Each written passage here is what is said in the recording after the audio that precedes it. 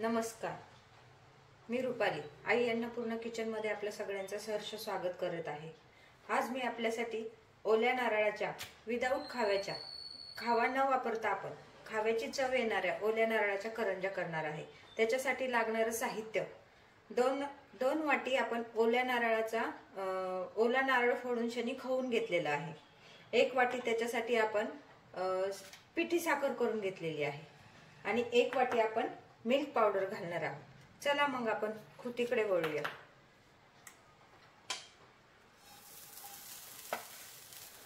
प्रथमतः आपण पॅन मध्ये जो नारळ खवून घेतलेला आहे तो टाकत आहे। आपण लगेच त्याच्यानंतर पिठी साखर घालणार आहोत।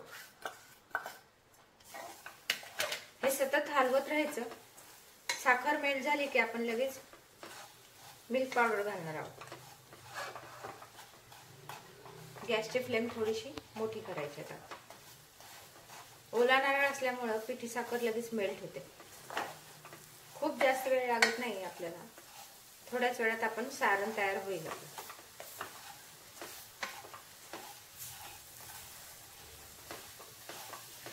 आपल्याला अधिक गोड हवा असेल तर आपण अजून साखर किंवा पिठी साखर घालू शकतो। साखर घातली तर लगेच वितळत नाही, त्यामुळे आपण साखर मिक्सरला बारीक करून घेतली आहे आणि मग ती घालत आहोत। त्याच्यामुळे आपला सारण आहे जे ओल्या नारळाचं ते लगेच तयार होतं। आता पाहू शकता आपण आपलं ओल्या नारळाचं सारण पिठी साखर मेल्ट झालेली आहे थोडी। आता आपण यात मिल्क पावडर ऍड करत आहोत।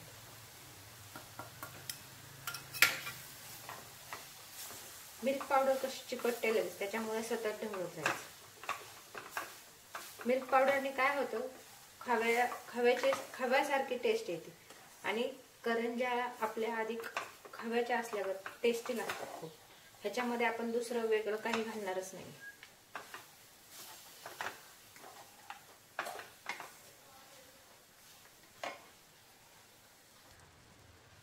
आता आपण पाहू शकता सतत ढवळल्यामुळे आपलं ओल्या नारळाचं आणि मिल्क पावडर घालून खव्यासारखं तयार सारण झालेलं आहे।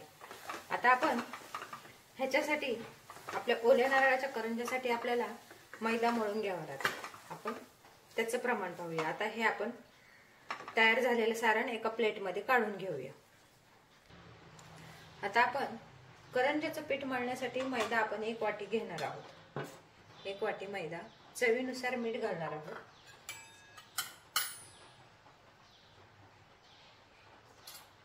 आणि हे 2 चमचे मी तेल घेतलेलं आहे।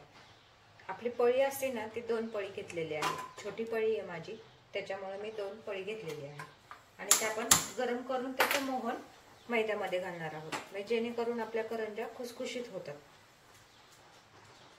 आणि ह्या ओल्या नारळाच्या करंज्या कमीत कमी 15 दिवस तरी टिकतात। आपण लागल तसं पाणी घालणार आहोत त्याच्यामध्ये। आता तेल तापलं की आपण ह्याच्यामध्ये मोहन घालणार आहोत। तेल तापलेलं बघण्यासाठी आपण थोडासा मैदा त्याच्यामध्ये घालायचा, अजून नाही हे झालेला।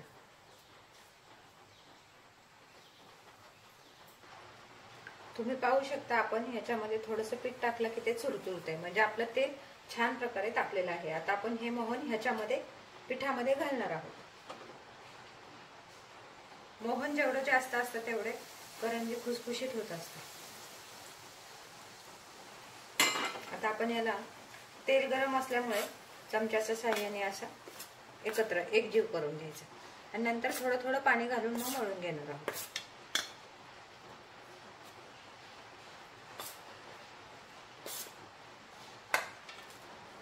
पिठामध्ये थोडंसं थंड होतं मोहन, मग आपण त्याला एकसारखं असं सतत हलवून पीठ चोळून घ्यायचं पूर्ण याला।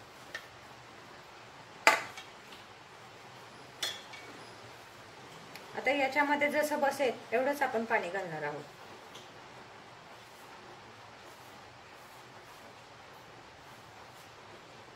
आपलं मोहन परफेक्ट पडलेलं आहे, कारण आपण मोहन घातल्यानंतर जेव्हा आपण मैदा असा एकजीव करतो त्यावेळेस एकजीव केल्यानंतर त्याचा असा एक गोळा बनवून बघायचा। हे असा गोळा झाला म्हणजे आपलं मोहन परफेक्ट पडलेलं आहे। आता आपण ह्याच्यामध्ये थोडं थोडं पाणी घालून हे पीठ भिजवून घेणार आहोत। पीठ आपण चपातीला मळतो असंच मळायचं, खूप पातळही नाही खूप घट्ट पण नाही, आपल्याला जेणेकरून करंजी लाटता आली पाहिजे.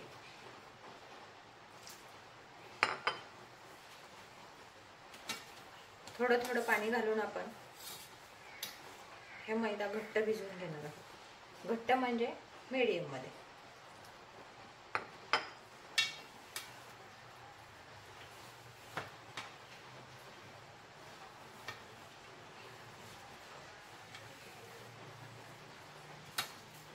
आपल्याला अजून थोडंसं पाणी लागणार आहे.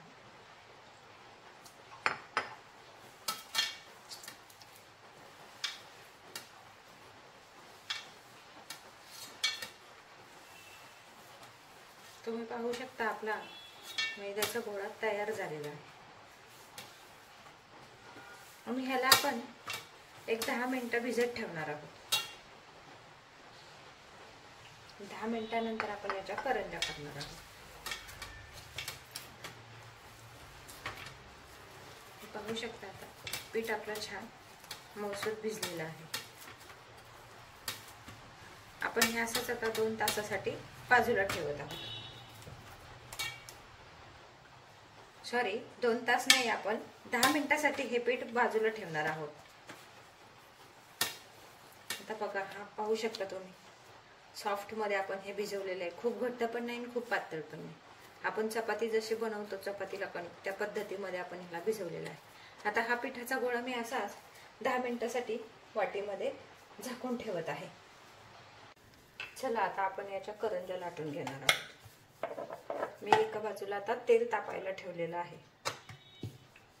आपल्या करंज्या लाटून होईपर्यंत तेल तापव.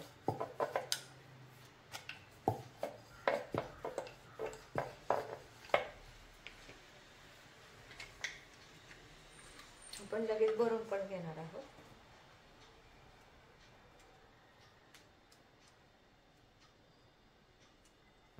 मिल्क पावडर घातल्यामुळे ओल्या खोबऱ्याचं आणि त्याचं स्ट्रक्चर एकदम छान झालेलं आहे आणि ते असं थोडंसं चिकट वाटतं आपल्याला, पण खायला एकदम चवदार करंजी लागते.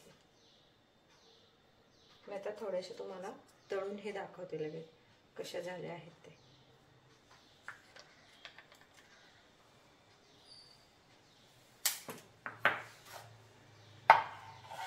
आपण आता तेल तापलेलं आहे, आपण मंद गॅस केलेला आहे.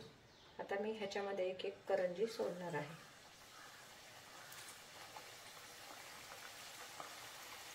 मंद गॅसवरच तळायची, कारण करंजी खुसखुशीतच छान लागते.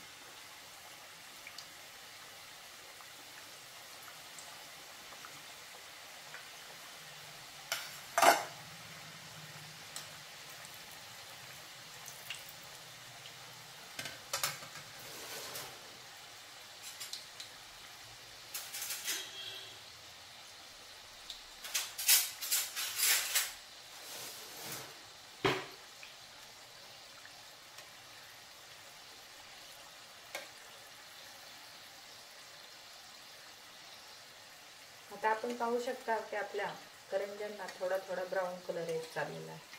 आपण आता त्यांना पलटी करून घेणार आहोत. ह्या बाजूनेही पूर्ण अशा गोल्डन ब्राऊन होईपर्यंत आपण त्यांना तळणार आहोत.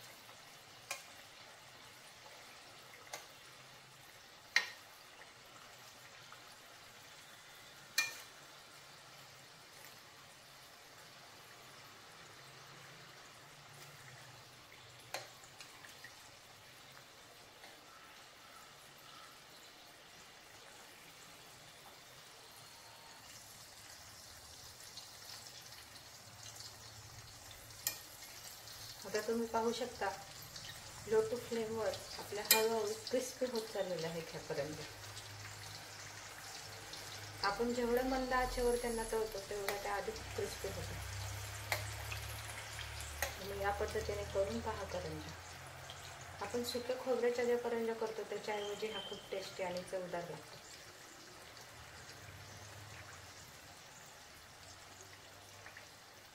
आपण गॅसची फ्लेम मिडियम ठेवलेली आहे.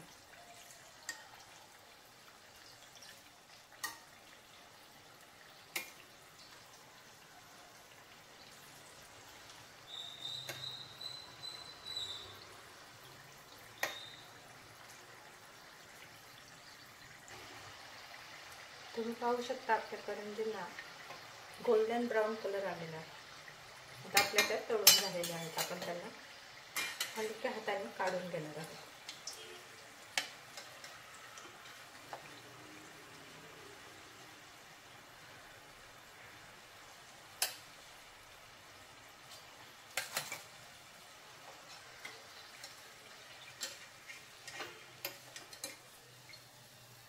आता आपण गॅस बंद करणार आहोत. अशा प्रकारे आपल्या ह्या करंज्या तळून झालेल्या आहेत.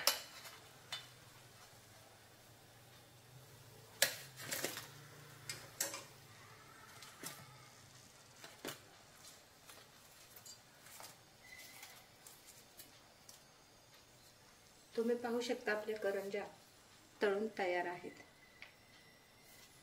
तुम्हाला दाखवते मी कशा क्रिस्पी झालेल्या आहेत. एक तोडून थोडीशी हे पहा, अगदी कुरकुरीत आणि खुसखुशीत झालेले आहेत. माझी रेसिपी आवडली असेल तर व्हिडिओला लाईक करायला आणि चॅनलला सबस्क्राईब करायला विसरू नका. थँक्यू.